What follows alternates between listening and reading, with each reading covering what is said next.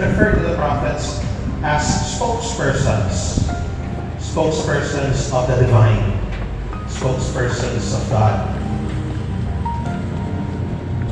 And if it is about speech, it implies also that they side with the truth, that they side with the truths of God, and they side with the truth himself, who is God.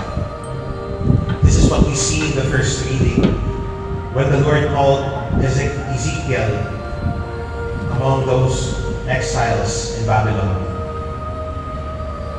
God called Ezekiel to be a prophet, to speak out the truth in the midst of his people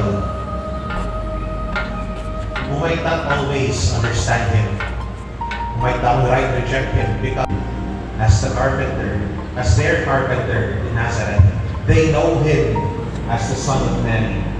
They know his relatives, or in a Jewish way of broadening the word brothers and sisters.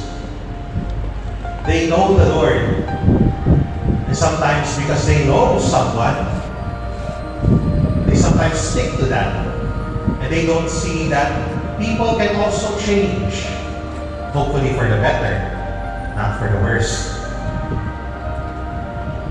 And such is the dignity of the prophet, first of all, because if he is a prophet, then he knows that he is sent by God.